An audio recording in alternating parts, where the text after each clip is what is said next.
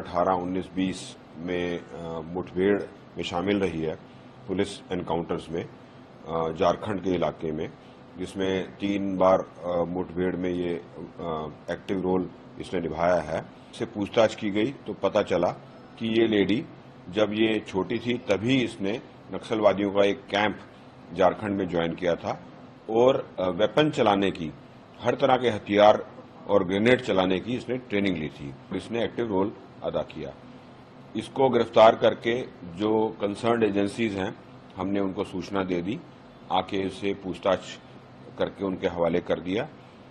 इससे बातचीत के दौरान बातें पता चली हैं, रिविलेशंस हुई हैं और नई एस्पेक्ट्स का भी पता चला है जिसपे कंसर्न्ड पुलिस एजेंसीज काम कर रही हैं। हाल इसकी छानबीन की जा रही है कि क्या पूरी चेन और क्या इसका पूरा सोर्सेज रहे और कैसे से कौन इसको कैसे लेके आया, उसके बारे में इन्वेस्टिगेशन चल रही है। पश्चिम सिंहभूम जिले की माओवादी दिल्ली से गिरफ्तार हुई, मगर कौन सी ऐसी गलती उससे हुई जिसका खामियाजा उससे अब भुगतना होगा। पूरी रिपोर्ट विस्तार से जानेंगे, मगर उससे पहले पिछले वीडियो में लोगों द्वारा क्या क्या प्रतिक्रिया दी गई, चलिए उसे देखते हैं। क्योंकि ज़्यादातर लोगों का कहना था कि वो नक्सल संगठन छोड़कर एक आम नागरिक की तरह जिंदगी जी रही थी, इसलिए उसे छोड़ देना चाहिए। कई लोगों ने कमेंट किया कि उसको गिरफ्तार नहीं करना चाहिए। एक व्यक्ति ने कहा अंधा कानून, किसी ने कहा कि नक्सली बनना उसकी मजबूरी रही होगी, वो गलत रास्ता छोड़ सही रास्ता अपनाई, इसलिए उसे छोड़ देना चाहिए।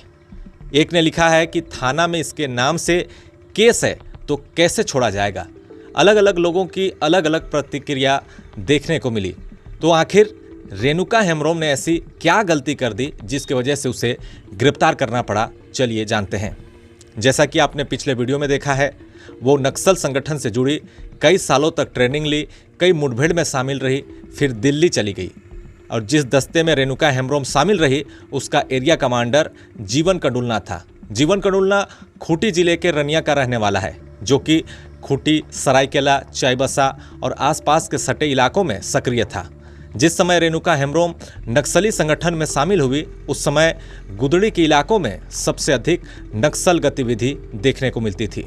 कई सालों तक वो नक्सल संगठन से जुड़ी रही, मगर धीरे धीरे नक्सल संगठन से उनके कई दोस्तों और कई बड़े कमांडरों का मोह भंग होने लगे।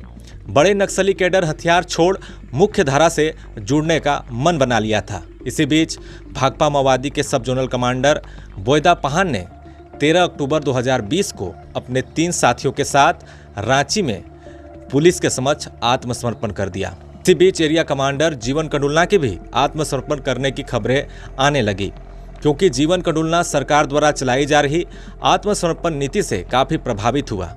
जब दस्ते का कमांडर ही आत्मसमर्पण करने वाला था, ऐसे में उसके दस्ते में जितने अन्य सदस्य थे वो इधर उधर चले गए, जिसमें रेणुका हेम्ब्रोम भी दिल्ली चली गई।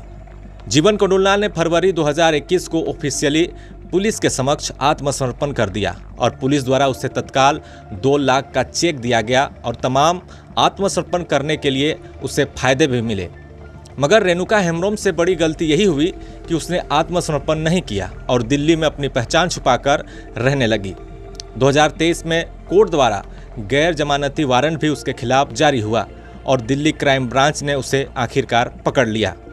अगर उसने आत्मसमर्पण कर दिया होता तो उसे आत्मसमर्पण करने पर कई सरकारी लाभ दिए जाते, साथ ही उसे ओपन जेल में भी रखा जाता। आपको बता दें, ओपन जेल के कैदियों को जेल की काल कोठरियों में बंद नहीं किया जाता है। कैदियों को बाहर जाने और रोजगार करने की भी अनुमति होती है। इन जेलों में कैदियों को परिवार से मिलने का भी मौका मिलता है।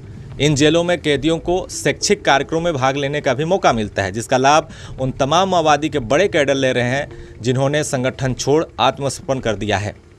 अब आखिर रेणुका हेम्ब्रोम के साथ क्या होगा, तो बता दें कि इसके खिलाफ कोर्ट से वारंट जारी हुए हैं। ऐसे में उसे जेल जाना पड़ सकता है।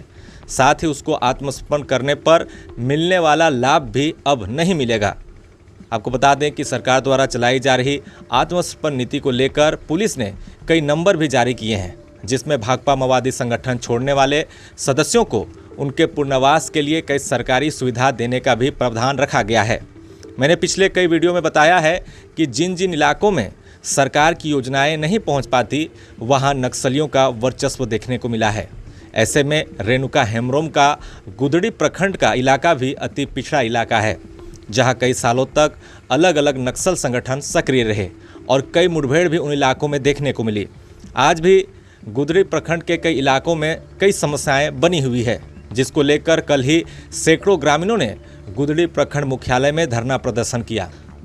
अब समझते हैं उस हालात को कि कैसे रेणुका हेम्ब्रोम एक नक्सली बन गई। रेणुका की उम्र महज 10 साल थी, यानी कि बताई जाती है उस समय वो 5वीं क्लास में पढ़ रही थी।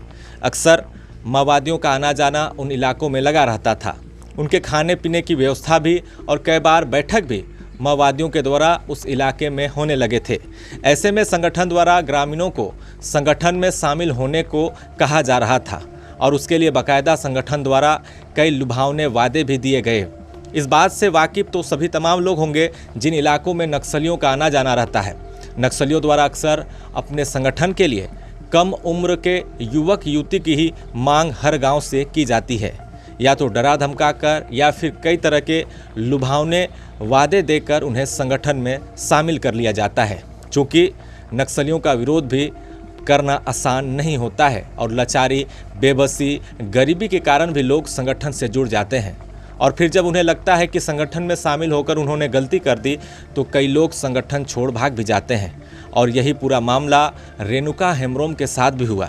माओवादी संगठन में शामिल हुई, फिर संगठन छोड़ दिल्ली गई और आखिर में क्राइम ब्रांच दिल्ली के द्वारा उसे गिरफ्तार कर लिया गया। फिलहाल अभी के लिए बस इतना ही।